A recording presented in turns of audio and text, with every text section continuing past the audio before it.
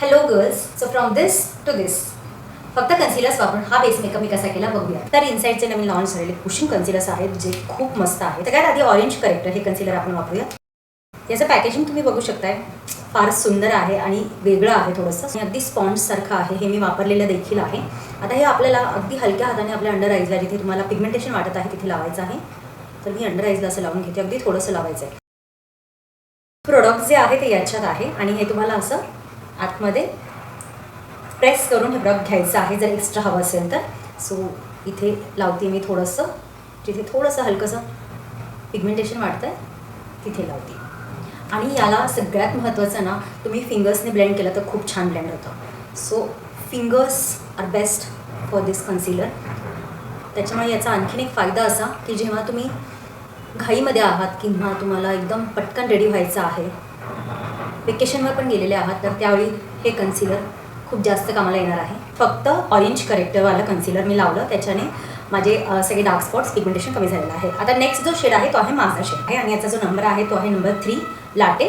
आता हा अगेन मी जिथे लावलं होतं करेक्टर तिथे लावणार आहे, पण थोडंसं हे जास्त प्रमाणात लावणार आहे कारण माझा पूर्ण बेस मेकअप आता याच्यानेच होणार आहे.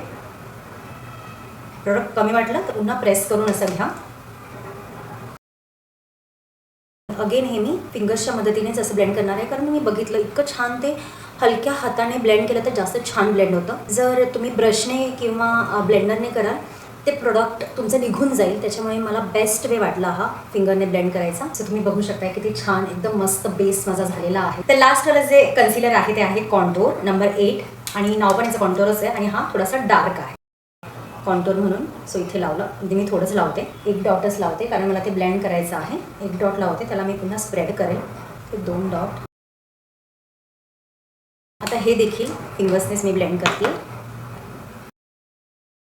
याला बघितलं तुम्ही असं करा आणि छान वरच्या साईडने याला ब्लेंड करा. बोटाने खूप मस्त हे ब्लेंड होतं. तर येस, तुम्ही बघू शकताय हा बेस माझा झालेला आहे.